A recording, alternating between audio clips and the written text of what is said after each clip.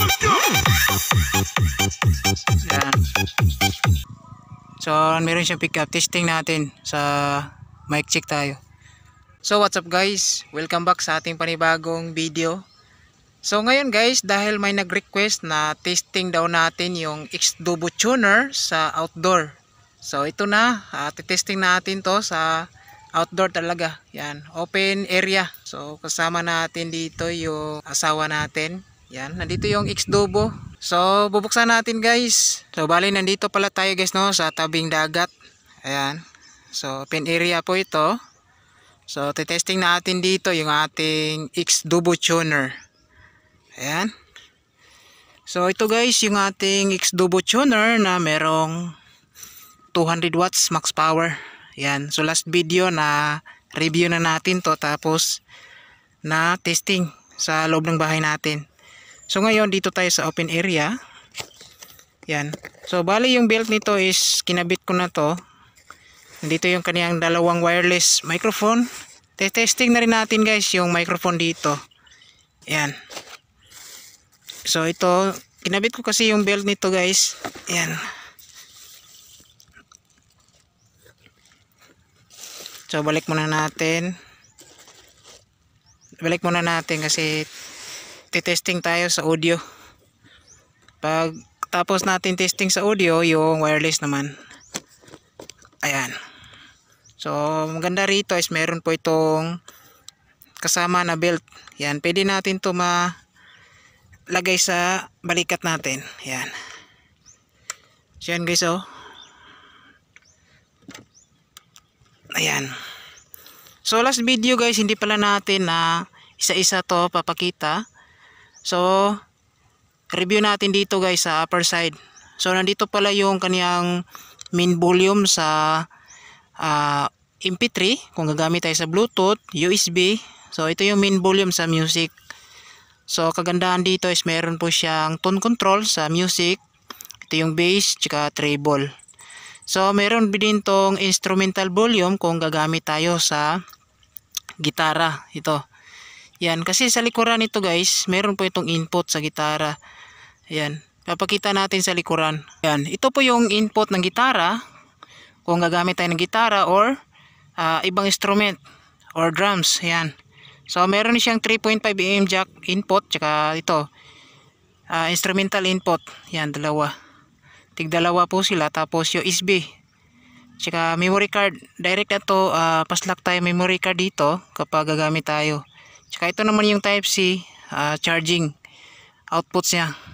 Yan. So dito guys, ito naman yung kaniyang microphone volume sa wireless kasi meron po itong pre na dalawang wireless microphone. Yan. So ito yung volume natin. So kagandahan dito is meron po siyang tone control sa microphone. Ito yung microphone treble, microphone bass. Yan. Tapos nandito yung kaniyang reverb or echo. Yan. Ito rin yung microphone delay. Yan. So depende na sa atin sa adjustment sa ating tone control tsaka yung echo and delay para mapaganda natin yung boses natin. So dito guys, yung mga buttons dito is ito yung kaniyang mode. Kung siselect tayo sa Bluetooth, instrumental, select tayo sa USB or 3.5 mm jack. So kagandahan dito is meron po itong equalizer sa music. So pindutin nyo lang to para makapag-tune kayo kung anong gusto nyo na outputs. So itong A and A, yan, so hindi ko pa na-test to kung ano yung gamit nito. So itong magic sound is yung effects nito. Effects lang po ito guys. Kung sakaling kakanta tayo is kapag pinindot natin to is may pumapalakpak sa'yo kapag kumakanta ka. Yan. So titesting natin yan mamaya. So ito naman yung mic. Pindutin nyo lang to kapag gusto nyo kumanta. Yan. Kasi ito yung switch nya. Dahil kapag hindi to pindutin is kahit naka volume to, microphone volume dito is walang audio. So ito namang TWS, kagandahan dito is pwede mo i-combine yung dalawang Bluetooth speaker mo.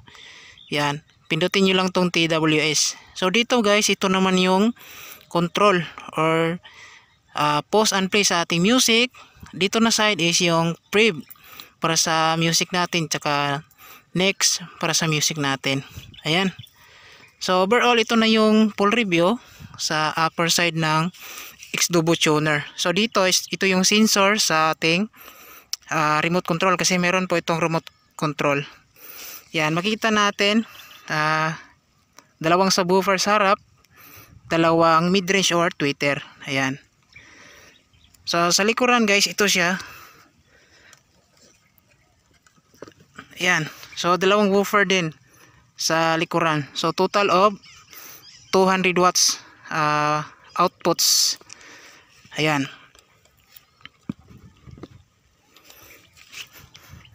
So ayan, yung kaniyang power switch pala is nandito sa likuran. Nandito. Ayan. So on na natin. Ayan. So maganda dito sa mga X-Dubo is wala siyang boses kapag naka-power on tayo. Yan. Malinis siya. Compare sa ibang Bluetooth is merong maingay na boses. Ayan. So dito is tutut lang yung maririnig natin. So kukunik natin sa ating cellphone para makapag testing tayo. Ayan. So stay tuned. So ito guys, connected na tayo sa ating X-Dubo tuner sa Bluetooth mode. So select tayo ng music, tapos testing tayo. So ito guys, meron na tayong nakaabang na music. So yung settings natin dito sa ating bass and treble, lalagay na lang natin sa kalahati, no? Yan. Kalahati yung bass, kalahati yung treble. Tapos yung volume natin, lagay natin sa pinaka max power niya. Lagay na lang natin dito sa 3 pm. Yan. So diyan naka set na po yan yung ating X-Dubo. So dito tayo, medyo dito tayo konti. Yan. Tatry lang na natin, no, sa malayuan. Yan. Dito tayo. Pakinggan lang natin kung malakas ba siya. Yan. So ilang meter na siguro to? 100 meters? Hindi pa siguro. Ito. So play tayo ng music. Yan. So volume din natin yung ating cellphone. Yan.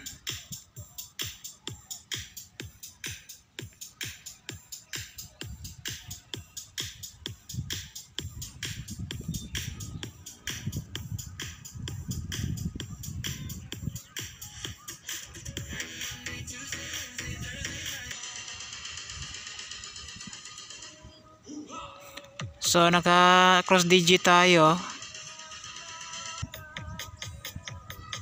Yan. So medyo malayo tayo.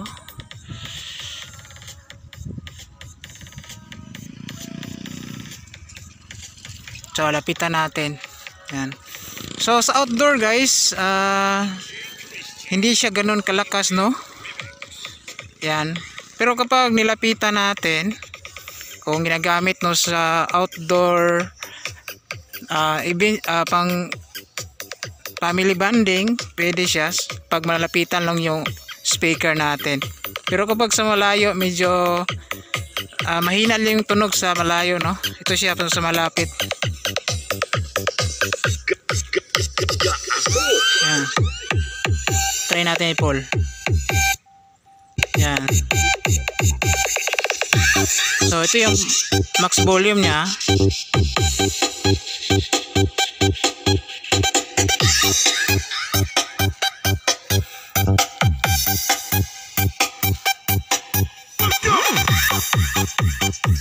Yan.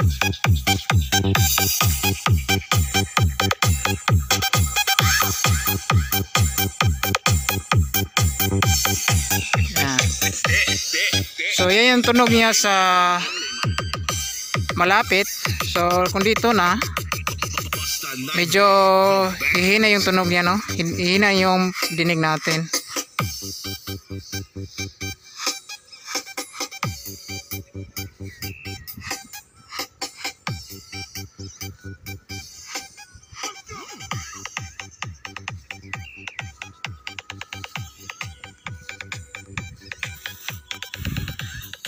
Ayan.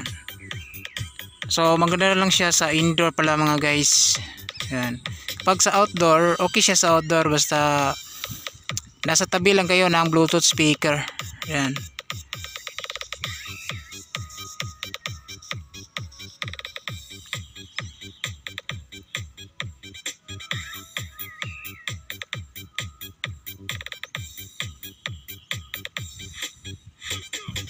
Yan po.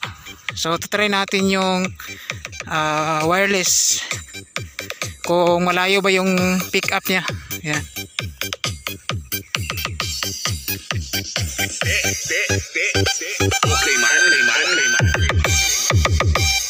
Yan. So itong magic sound, ito po siya. Yan. So clap.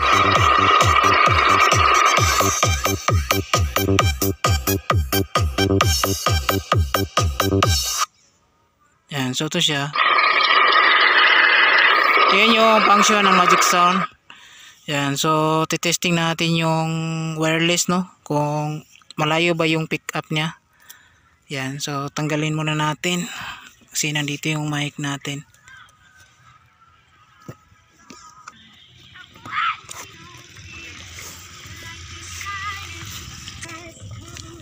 So ito yung mic natin, meron pa siyang 2 bars.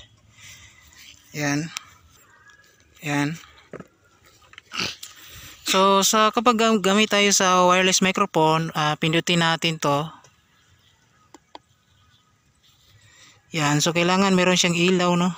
So testing muna natin kung yan. So yung tone control ng ating mic, kalahati din. Yung reverb, lagay natin sa 1/4, yung delay 1/4 din. Yan, tapos lagay natin sa 3 pm yung volume ng mic or pole natin. Yan. So naka max power, max volume na po yung mic natin. So off muna natin. Yan. So dito tayo. Check natin dito, na. Yan. So meron siyang nagpi-pick up rin siya, mga guys.